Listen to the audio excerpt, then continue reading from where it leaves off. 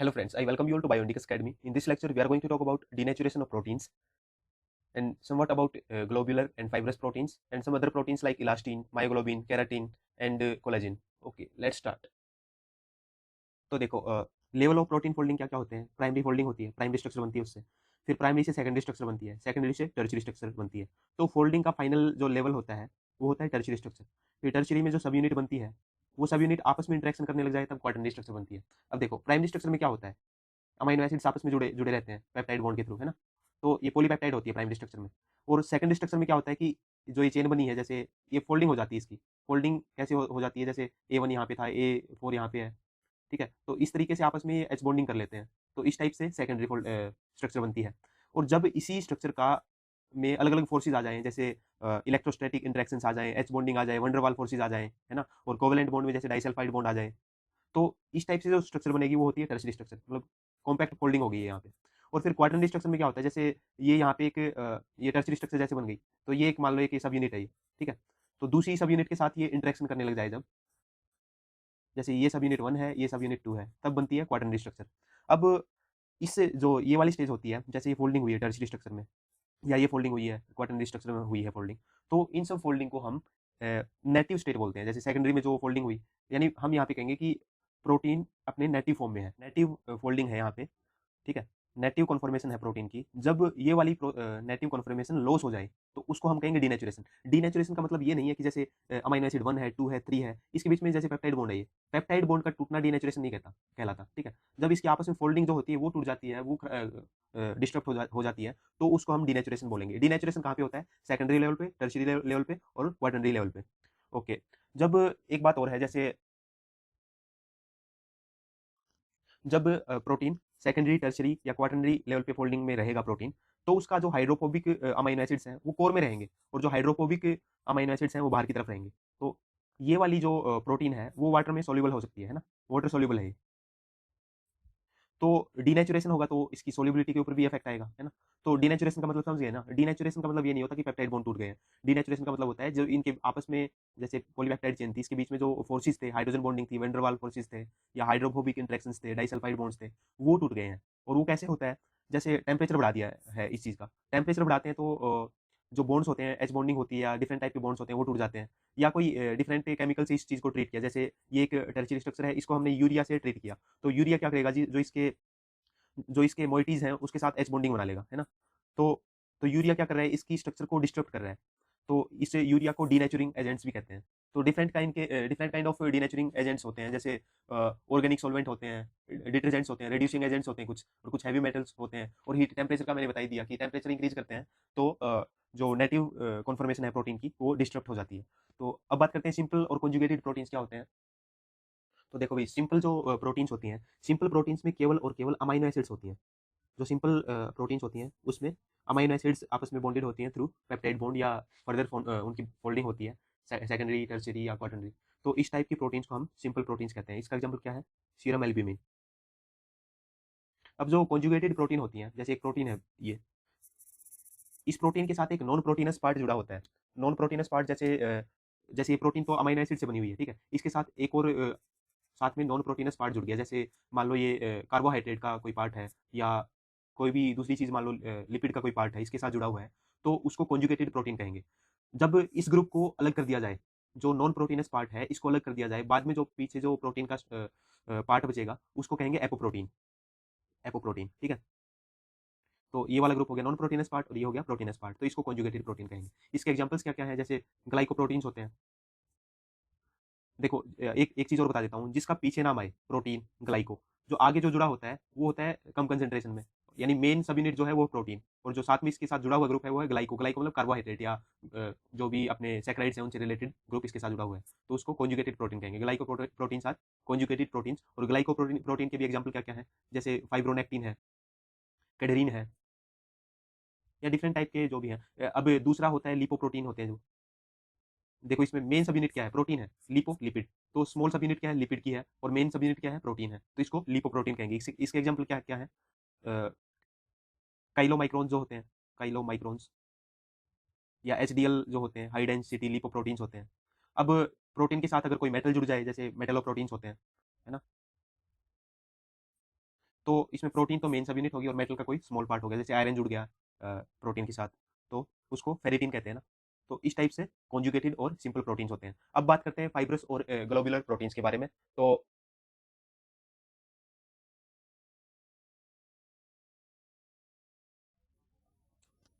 जो fibrous proteins होती हैं वो लॉन्ग और रोड शेप्ड होती है ना, और जो ग्लोबुलर प्रोटीन्स होती हैं वो स्फेरिकल होती हैं। जैसे ये इस टाइप की प्रोटीन्स होंगी तो इसका स्ट्रक्चर कुछ इस टाइप का होगा। ये जो फाइब्रस प्रोटीन्स हैं वो वाटर में इनसोल्यूबल हैं, और जो ग्लोबुलर प्रोटीन्स हैं वो वाटर में सोल्यूबल हैं। जो फाइब्रस प्रोटीन्स होता है उनका बॉडी में स्ट्रक्चरल एंड प्रोटेक्टिव फंक्शन होता है, लेकिन जो ग्लोबुलर प्रोटीन्स हैं इनका फिजियोलॉजिकल फंक्शन होता है। जैसे फिजियोलॉजिकल फंक्शंस में क्या क्या आते हैं, जैसे इम्यून फंक्शन हो गया, एंजाइम्स हो गए, सिग्नलिंग हो गया, जो ट्रांसक्रिप्शन फैक्टर्स होते हैं वो भी हो गए। तो इस टाइप के जो फंक्शंस हैं वो ग्लोबुलर प्रोटीन के द्वारा कैरी आउट किए जाते हैं। जो फाइब्रस प्रोटीन्स होते हैं वो ऐसा होता है कि लार्ज प्रोटीन्स होती हैं, बहुत बड़ी बड़ी प्रोटीन्स होती हैं, और उनमें एक ही टाइप की सेकेंडरी स्ट्रक्चर पाई जाती है। और लेकिन ग्लोबुलर प्रोटीन में क्या होगा कि secondary different kind of secondary structures पाई जाती हैं एक ही ग्लोबुलर प्रोटीन में। तो फाइब्रस प्रोटीन के एग्जांपल्स क्या क्या हैं, केराटिन है, डेस्मीन है, वाइमेंटिन है, न्यूक्लियर लेमिन्स है, कोलेजिन है।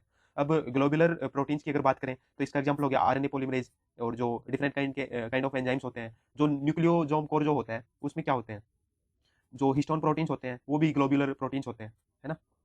तो ये हो गया ग्लोबुलर और फाइब्रस प्रोटीन्स के बारे में। अब डिफरेंट काइंड ऑफ प्रोटीन्स के बारे में बात करेंगे, जैसे केराटिन है, कोलाजिन है, इलास्टिन है और मायोग्लोबिन है, उन सब के बारे में अभी बात करेंगे।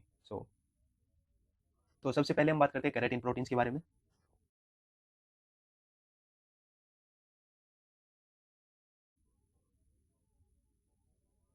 तो देखो भाई, केराटिन जो प्रोटीन है वो स्किन्स, हेयर्स, नेल्स एक्सेट्रा में पाई जाती है। ये एक फाइब्रस प्रोटीन है। ये केराटिन जो है वो अल्फा भी हो सकती है, बीटा कैरेटिन भी हो सकती है ना। जो अल्फा कैरेटिन है वो टफ होती है, बीटा कैरेटिन सॉफ्ट होती है। ये सब आप पाथफाइंडर में देख लेना, डिटेल में दिया हुआ है। लेकिन अल्फा कैरेटिन जो होती है वो एबेंडेंट होती है ना। और दूसरा ये कि जो केराटिन प्रोटीन्स होती हैं उसमें इंटरमीडिएट फिलामेंट्स पाई जाती हैं। वो इंटरमीडिएट फिलामेंट्स होती हैं वो जो केराटिन प्रोटीन होती है वो। और साइटोसोलिक प्रोटीन है ये, क्योंकि साइटोसोल में पाई जाती है। और जो केराटिनोसाइट्स जो होते हैं, जैसे एक सेल है केराटिनोसाइट है, उसका साइटोसोल है। साइटोसोल का जो इन्वायरमेंट होता है वो ऑक्सीडेटिव होता है। जब केराटिन के जीन में म्यूटेशन आ जाता है तो एक डिजीज होती है, उसका नाम है एपिडर्मल ब्यूबोसा सिंप्लेक्स। तो अब एक बार केराटिन कैसी बनती है स्ट्रक्चर से देख लेते हैं। तो देखो भाई, सबसे पहले तो क्या होता है कि पॉलीपेप्टाइड चेन बनती है ना। अमाइनो एसिड्स जुड़ जाते हैं। बाद में इसकी फोल्डिंग होती है राइट हैंडेड एल्फा हेलिक्स के फॉर्म में, जिसमें कि हाइड्रोफोबिक अमाइनो एसिड्स ज़्यादा होते हैं। तो ये बन गई, जैसे इसकी स्ट्रक्चर कुछ ऐसे बनी। ये सी एंड है, ये एन एंड है। तो ठीक है, फिर ये स्ट्रक्चर बनी, इसको कहेंगे अल्फा कैरेटिन पॉलीपेप्टाइड। ये वाला अल्फा कैरेटिन पॉलीपेप्टाइड है। अब जब इस टाइप के पॉलीपेप्टाइड जो सेकेंडरी स्ट्रक्चर में फोल्डेड हैं, दो आपस पैरेलली ज्वाइन हो जाए, जैसे एक तो ये था, एक इसके साथ दूसरा और आके जुड़ जाए, जैसे, है ना। दूसरे टाइप से बना लेते हैं स्ट्रक्चर एक बार। फॉर एग्जांपल ये एन एंड है और ये कुछ ऐसे ओके ऐसे जा रहा है, फिर से alpha helix, right handed alpha helix, फिर से ये एंड है सी एंड इसका। बाद में दूसरी एक और पॉलीपेप्टाइड आके पैरेलली जुड़ रही है वो, ये भी एन एंड है उसका दूसरा भी। जैसे दूसरे कलर से बता देता हूँ, ये वाली स्ट्रक्चर थोड़ा गलत है। तो जैसे ये है राइट हैंडेड अल्फा हेलिक्स, फिर से आके इंटरवाइन हुए हैं ये। तो इस टाइप से जो डाइमराइजेशन होगा उसको हेटेरोडाइमर कहेंगे। तो जो ये हेटेरोडाइमर बना है ये वाला, जिसमें दोनों एन एंड एक साइड है, दोनों सी एंड एक साइड है, तो ये हेटेरोडाइमर बन गया। हेटेरो क्यों कहा, बल्कि दो प्रोटीन, दो पॉलीपेप्टाइड सेम टाइप की है, सेम टाइप की नहीं है। इसमें जो पॉलीपेप्टाइड्स हैं, जैसे ये पॉलीपेप्टाइड है, ये पॉलीपेप्टाइड है, दोनों इंटरवाइन तभी होंगी जब एक एसिडिक हो, एसिडिक ओवरऑल कंपोजिशन उसकी एसिडिक हो और दूसरी की बेसिक हो। ठीक है, ये डाइमराइजेशन हो गया, हेटेरोडाइमर बन गया। इसके बाद क्या होगा, ऐसे वाले हेटेरोडाइमर जब दो आपस में इंटरवाइन हो जाए, जैसे ये बना था अपना, ये इस टाइप से कुछ बना था, इसको ऐसे बना लेते हैं। ये मान लो एन एंड है, ये सी एन एंड है, ये दूसरा सी एंड है, ये सी एंड है। अब दूसरा एक और जो डाइमर है इसके साथ पैरेलली आके जुड़ गया, लेकिन वो अपोजिट एंटी पैरेलल साइड में आके जुड़ा, वो सी एंड इसका इस साइड है, एन एंड इसका इस साइड है। तो ये जो बना है, ये बना डाइमर जो आपस में पैरेलली एंटी पैरेलली ज्वाइन हुए हैं, उससे बना है टेट्रामेरिक फॉर्म बनी है, जो उसको प्रोटोफिलामेंट कहते हैं। ये प्रोटोफिलामेंट बन गई। अब प्रोटोफिलामेंट से बनेगा प्रोटोफिब्रिल। जब इस टाइप के दो आपस में, जैसे अभी ये इस टाइप का कुछ बना नहीं, इस टाइप का कुछ बना, ये वाली मान लो, ये इसके साथ कंपेयर करो, ये इस टाइप से कुछ बना था ना। ये दो आपस में आके अब जुड़ जाए, जैसे एक और आके जुड़ गया, इस टाइप से आके जुड़ने लग जाए, तब उसको प्रोटोफिब्रिल कहेंगे, या ट्रोपोकेराटिन भी कह सकते हैं इसको। जब इस टाइप के प्रोटोफिब्रिल, ये वाले प्रोटोफिब्रिल चार आपस में आके जुड़ जाए, मतलब एक दूसरे के ऊपर ऐसे, तो उसको कहेंगे माइक्रोफिब्रिल। और जैसे माइक्रोफिब्रिल बन गया है। इस टाइप के माइक्रोफिब्रिल जब दो या दो से ज्यादा की संख्या में आके पैरेलली जुड़ जाए ऐसे, तो उसको कहेंगे मैक्रोफिब्रिल। ये ओवरऑल अपनी बन गई केराटिन प्रोटीन, जो कि कहाँ कहाँ पाई जाती है? केराटिन प्रोटीन पाई जाती है स्किन में पाई जाती है, नेल्स, क्लाउज, बोन्स, है ना, हेयर्स, वूल में जो भी होती है वो होती है केराटिन प्रोटीन। अब बात करते हैं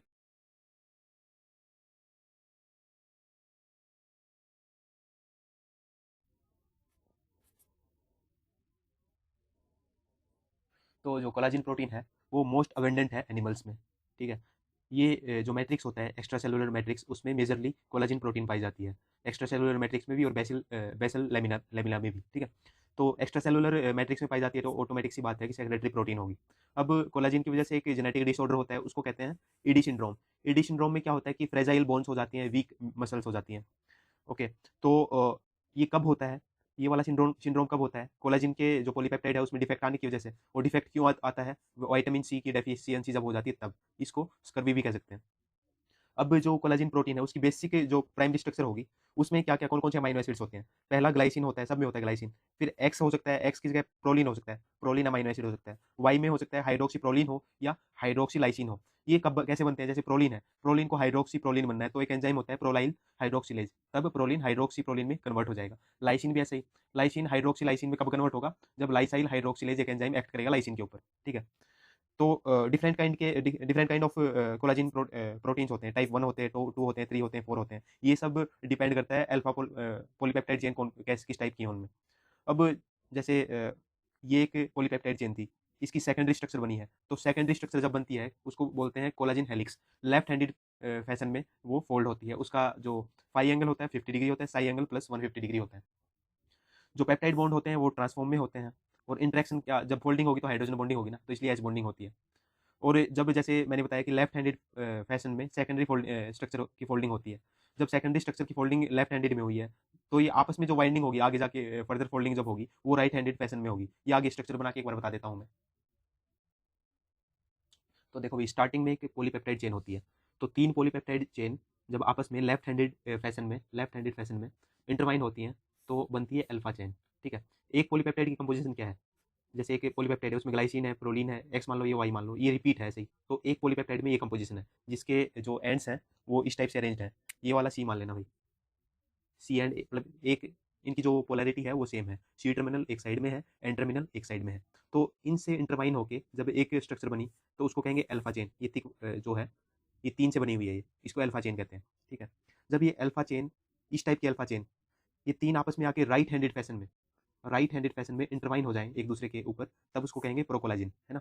जब प्रोकोलाजिन बनता है उसके ऊपर एक एंजाइम एक्ट करता है प्रोकोलाजिन पेप्टाइडेज। वो इनको जो कार्बोक्सिल टर्मिनल प्रोपेप्टाइड है और जो अमाइनो टर्मिनल, ये एन एन वाला है ना, एन डायरेक्शन है ये, तो अमाइनो टर्मिनल प्रोपेप्टाइड जो है यहाँ से कट हो जाएगा किस एंजाइम के थ्रू? प्रोकोलाजिन पेप्टाइडेज के थ्रू। बाद में हमें स्ट्रक्चर बनी, इसको कहेंगे ट्रोपोकोलाजिन। ट्रिमिंग होके जो स्ट्रक्चर बनी उसको कहेंगे ट्रोपोकोलाजिन। जब इस टाइप के ट्रोपोकोलाजिन आपस में पैरेलली ऐसे जुड़ जाएं, जैसे ये एक 3 का ये है, 3 का ये है, 3 का ये है, तो यहाँ पे आपस में इनकी बॉन्डिंग हो जाए, डाइसल्फाइड बॉन्ड या हाइड्रोजन बॉन्डिंग मान लो, तो इस टाइप की बॉन्डिंग बन के जो एक स्ट्रक्चर बनेगा उसको कहेंगे कोलाजिन फिब्रिल। जब इस टाइप के स्ट्रक्चर बहुत सारे आके मिल जाएं तो उसको कहेंगे फाइनली कोलाजिन फाइबर। सो ये था कोलाजिन के बारे में। अब बात करते हैं इलास्टिन के बारे में। देखो भाई, इलास्टिन जो है हाइड्रोफोबिक कनेक्टिव टिश्यू प्रोटीन है, जो इलास्टिक और एक्सटेंसिबिलिटी का काम होता है हमारी बॉडी में, उसके उन सारे ऑर्गन्स में ये वाली प्रोटीन पाई जाती है, इलास्टिन, है ना। इलास्टिन यानी इलास्टिक, जो एक्सटेंड हो सकता है, तो इस टाइप के ऑर्गन्स में इलास्टिन पाई जाती है। सेकंड मेजर प्रोटीन है जो कि एक्स्ट्रा सेलुलर मैट्रिक्स में पाई जाती है। कहाँ कहाँ पाई जाती है? जैसे लिगामेंट्स होते हैं, लार्ज आर्टरीज होती हैं, लंग्स जैसे सांस लेने का काम करते हैं, तो एक्सटेंशन होता है ना, तो एक्सटेंशन, कॉन्ट्रैक्शन, तो इस टाइप की जो भी फंक्शनैलिटी है वो इलास्टिन के द्वारा कैरी आउट की जाती है। तो ठीक है भाई, जो जो प्रोटीन एक्स्ट्रा सेलुलर मैट्रिक्स में पाई जाएगी उसको ऑटोमेटिकली क्या कहेंगे? सेक्रेटरी प्रोटीन ही कहेंगे। अब non polar amino acid rich होती है ये, इसमें नॉन पोलर अमाइनो एसिड पाए जाते हैं। कौन कौन से? प्रोलीन और ग्लाइसिन। इसके अलावा एलानिन भी पाए जाते हैं और लाइसिन रिच सेगमेंट्स भी पाए जाते हैं इसमें। अब ये प्रोटीन जो है ये हाईली इंसोल्यूबल है और स्टेबल प्रोटीन है। जब क्रॉस लिंकिंग होती है इन सारे अमाइनो एसिड का पेप्टाइड बनेगा जैसे, तो इन पेप्टाइड्स की क्रॉस लिंकिंग होगी, तो उस क्रॉस लिंकिंग को कहेंगे हम डेस्मोसिन। तो ये था इलास्टिन के बारे में। अब थोड़ा सा मायोग्लोबिन के बारे में बात कर लेते हैं। मायोग्लोबिन क्या होता है? तो मायोग्लोबिन होता है ग्लोबुलर प्रोटीन होती है। मायोग्लोबिन कहाँ पाया जाता है? जो मसल्स होते हैं वहाँ पे हीमोग्लोबिन की जगह मायोग्लोबिन पाया जाता है। Contain single polypeptide chain of 153 residues, यानी एक पॉलीपेप्टाइड चेन में 153 अमाइनो एसिड्स होते हैं, यानी एक जो पॉलीपेप्टाइड चेन बनेगी उसमें 153 अमाइनो एसिड्स होंगे। इस पॉलीपेप्टाइड का जो ओवरऑल वेट है मायोग्लोबिन का, मोलिकुलर वेट, वो कितना होगा? 17,800। अब इसमें जैसे एक ये प्रोटीन मायोग्लोबिन बन गया, ठीक है, इसकी फोल्डिंग होगी, टर्शियरी स्ट्रक्चर बन गई, इसमें एक हीम ग्रुप होता है, ठीक है। अब जो पॉलीपेप्टाइड की बात कर रहे थे हम, तो उसमें चांसेस है कि जो 75% आपका पोर्शन इस पॉलीपेप्टाइड चेन का वो अल्फा हेलिकल हो। ऐसे ही 8 अल्फा हेलिकल सेगमेंट्स आपस में जुड़ते हैं और वो एक प्रोटीन बनाते हैं, उसको कहते हैं मायोग्लोबिन। अब जो मायोग्लोबिन का जो अंदर का पोर्शन होता है वो नॉन पोलर अमाइनो एसिड से बना होता है, और जो बाहर का पोर्शन होता है वो पोलर या नॉन पोलर अमाइनो एसिड्स का हो सकता है। पोलर अमाइनो एसिड की वजह से ये मायोग्लोबिन है वो सोल्यूबल होता है वाटर में या ब्लड में या कोई भी लिक्विड मटेरियल में। ओके, ये था मायोग्लोबिन के बारे में। इससे ज़्यादा मायोग्लोबिन और हीमोग्लोबिन के बारे में हम ह्यूमन फिजियोलॉजी में बात करेंगे। So that's all, thank you.